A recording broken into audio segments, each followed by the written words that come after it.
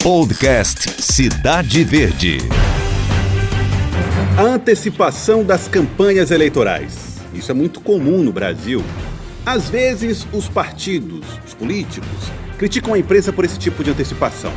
A imprensa, por sua vez, fala: esse é o assunto que mais interessa aos políticos nos bastidores.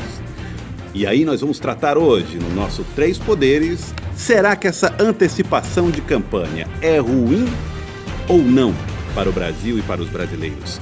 Eu sou o Joelson Giordani, estou na companhia de Fenelon Rocha e Elivaldo Barbosa, além de Délio, falando direto de Brasília, para trazer para você essa discussão. Bom, é muito comum que aqui no estado do Piauí e no Brasil inteiro as pessoas falem das eleições ou projetem as eleições de 2020, já pensando em 2022. Tomem as suas decisões em relação às eleições de 2022, já pensando nas eleições de 2024. E de 2024 e 2026, e assim por diante. Isso significa pensar politicamente com uma visão de futuro ou é simplesmente estratégia do poder pelo poder? Fenelon Rocha. Olha, Joel, se você pergunta, é bom ou é ruim? Eu digo, é inevitável. E é inevitável pela seguinte questão. Nós vivemos nas últimas décadas a chamada campanha mediatizada. Isso quem estuda campanha política diz que tem a campanha pré-moderna, a moderna e a pós-moderna. Se você vai lá na moderna, principalmente na pré-moderna, a campanha acontecia naqueles 6 meses de efetiva busca do voto, porque você construía a campanha na base de relação de lideranças. E antes disso não se tratava do assunto. E antes disso não se tratava do assunto. Quando vem o processo de mediatização, que ele se torna mais forte a partir do advento da televisão, ele é pautado não pelas relações de liderança, mas pela relação com o eleitorado em geral, a partir de uma construção de imagem, de opinião pública, etc. Isso antecipa porque todo mundo começa, no primeiro momento, a construir a sua imagem voltada para a eleição seguinte. E qual é esse primeiro momento? É na hora que acaba a eleição anterior. Elivaldo Barbosa, já é possível ver, por exemplo, aqui no nosso entorno, no Piauí, em Teresina, esse tipo de procedimento que aponta para decisões que vão pesar nas eleições futuras e não nesta que está perto de nós? Com certeza. Já há partidos pensando na sucessão do governador Wellington Dias. E isso não é privilégio ou então qualquer tipo de algo negativo do estado do Piauí, mas é regra geral, felizmente ou infelizmente, em todo o país. Agora, isso vai muito de acordo com o que pensa determinado partido. O poder pelo poder ou calcado numa estratégia de médio, de longo prazos, que é absolutamente legítimo em qualquer agremiação partidária. Agora, o realce que se dá em relação aos meios, aos veículos de comunicação, é resultado exatamente de uma das vertentes da abordagem política que existe na sociedade. Porque até mesmo em regimes fechados, como, por exemplo, na década de 70, você pensa que, por exemplo, a sucessão do governador Alberto Silva não foi tratado bem antes por seus adversários mais diretos aqui no estado, principalmente Petrônio Portela, que logo depois assumiu o comando praticamente político das indicações de governadores aqui do estado do Piauí, com Dirceu Arco Verde, e logo depois com o próprio irmão Lucídio Portela. Então, a definição política é inerente da ação de toda a gente. A gente vai observar isso, então, em qualquer um dos cenários. Muita gente cobra do jornalismo, da imprensa, a correção disso. Olha, a imprensa podia cobrar outras coisas, podia falar de outros assuntos. E aí aparece um dilema.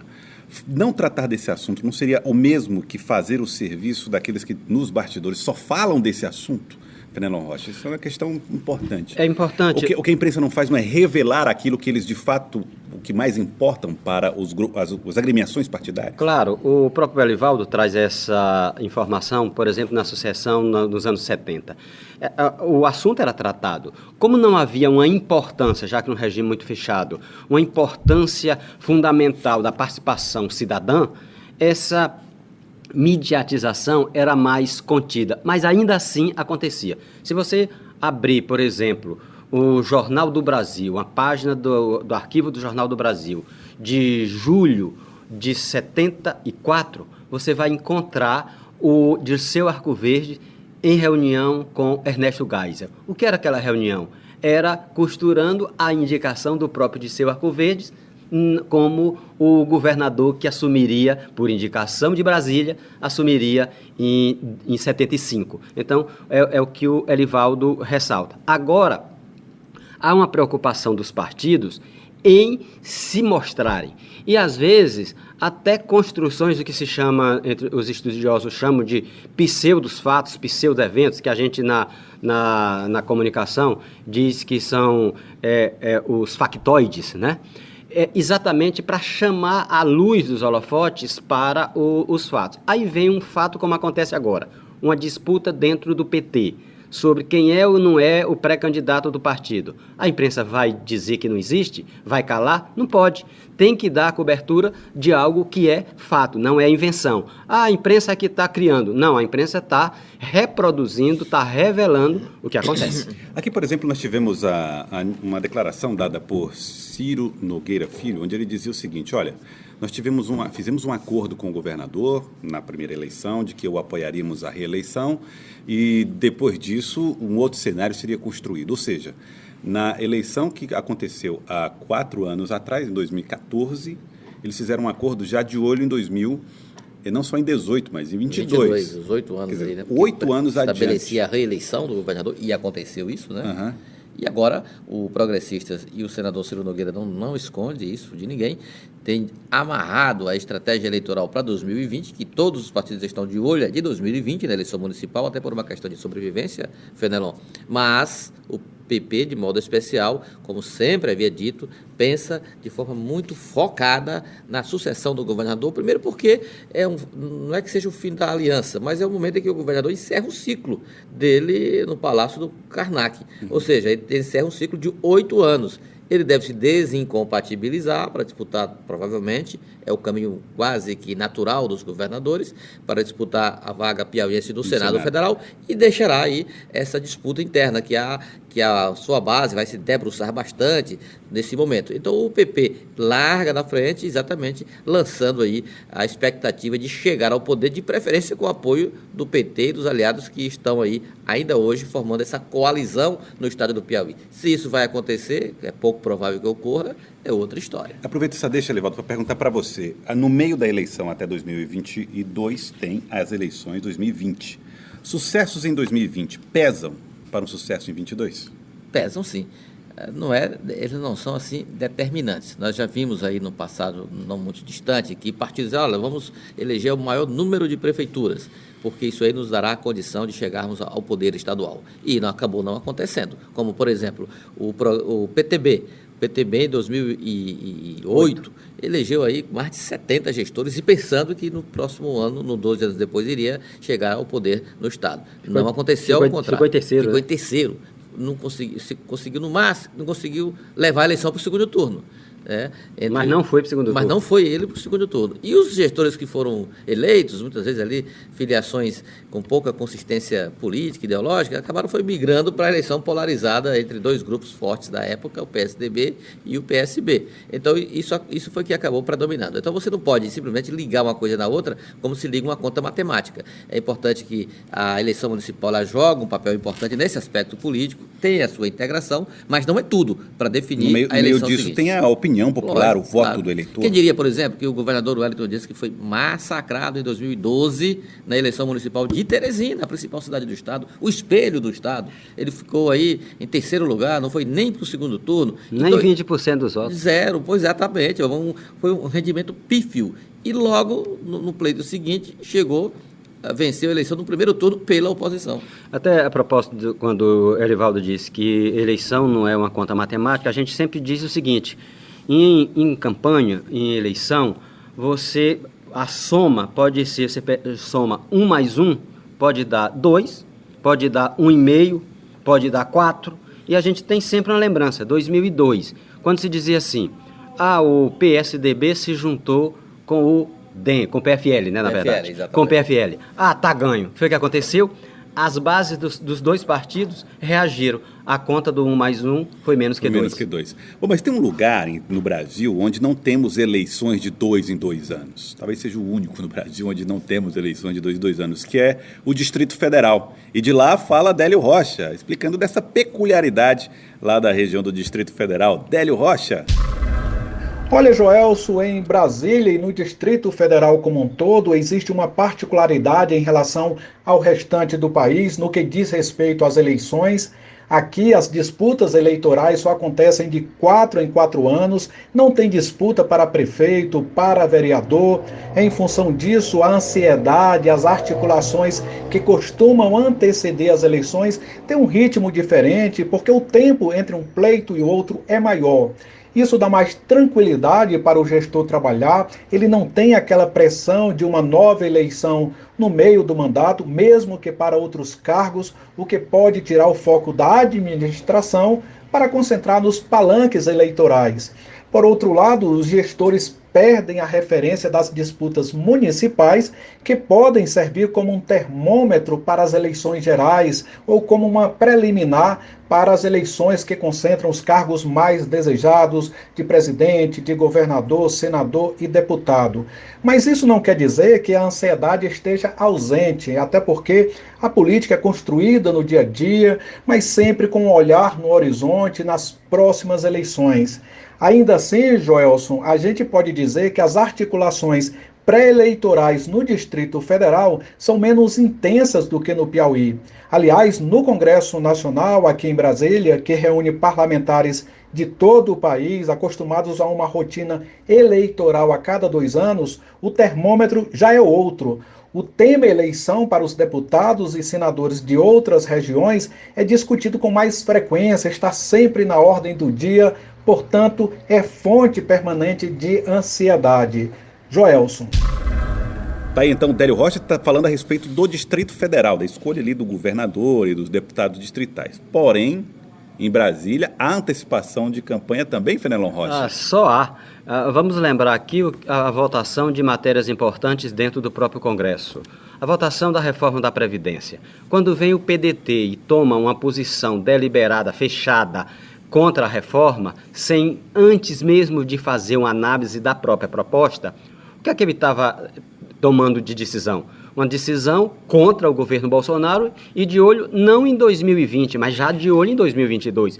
Então, os movimentos que acontecem dentro do Congresso têm muito a ver com essa antecipação eleitoral. Você vai demarcando território e, de preferência, criando problema para seu potencial adversário. Isso sem falar, Fenelon, até no comportamento de governadores. Por exemplo, o de São Paulo, João Dória Júnior, que já começa a tirar farpas em Bolsonaro, não por desencontros ou atropelos administrativos, mas pensando na eleição presidencial de 2022. O mesmo acontece com o governador do Rio de Janeiro, José Witzel, do PSC, também, Wilson Witzel, aliás, nessa... Agora, que ele é do PSC e também já existe esse desencontro. A crise no PSL, por exemplo, é uma crise de comando. É claro que é uma crise interna ali, por particularidades da própria sigla, mas não deixa de ter também, ou pelo menos de ser explorado o viés da eleição presidencial de 2022. O presidente da Câmara, Rodrigo Maia, já acenou, inclusive, para os não bolsonaristas do PSL, quiser estar aí o democrata com as portas abertas para recebê-los. Então, isso é pensando em quê? Apenas reforçar a bancada do DEM na Câmara Federal? Não, tem a ver também com a eleição presidencial de 2022. Aliás, se tem uma coisa que está sobrando no PSL, são não bolsonaristas agora. É verdade. Então, você teria ali a confusão está grande.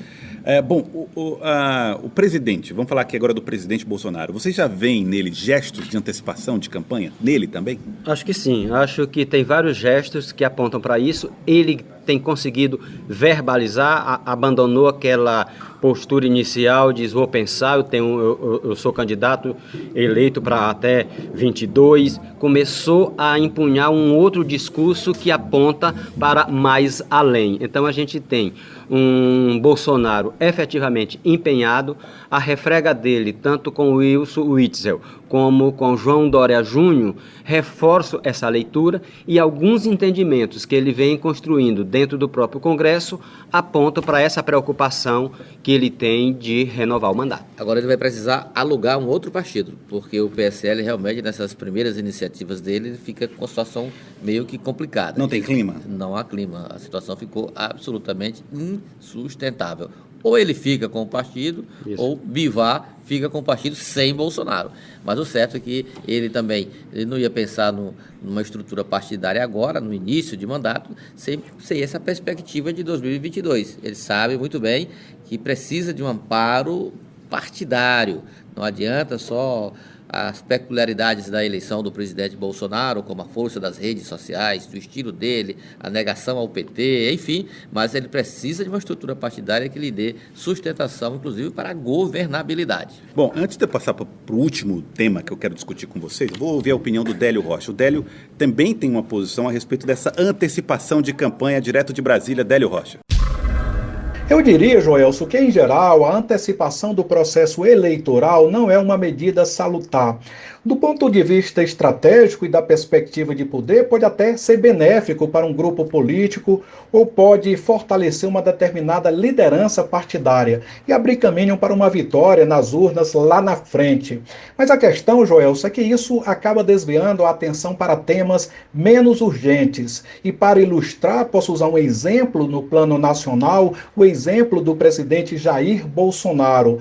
No momento, o governo federal enfrenta dificuldades em diversas áreas. A economia, por exemplo, não vai bem, o desemprego é muito elevado. Esta semana a gente acompanhou registros que revelam um crescimento do abismo social entre ricos e pobres no Brasil.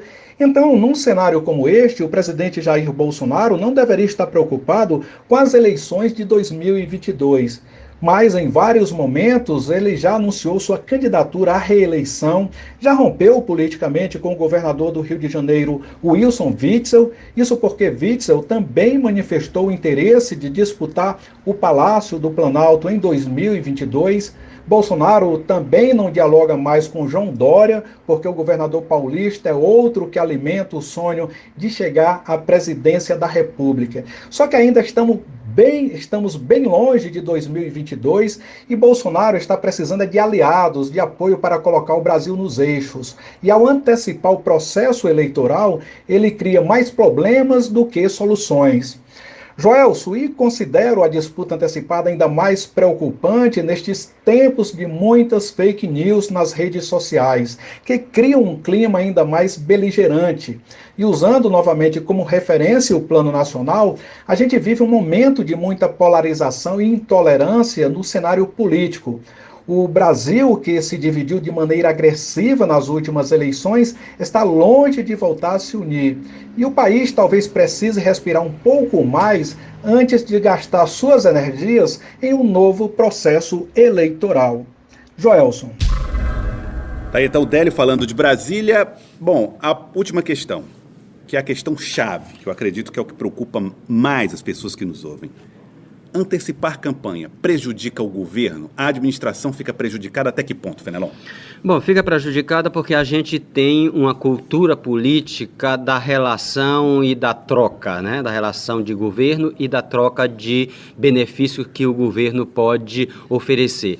Aí o que é que acontece? As gestões que deveriam seguir um curso normal de obras, de projetos, ela começa... De desagrado, às vezes. Ela começa a nortear todas as ações em função desse objetivo de troca. Além disso, a gente precisa lembrar que algumas ações ficam limitadas em razão da legislação eleitoral, mas isso eu nem considero o principal.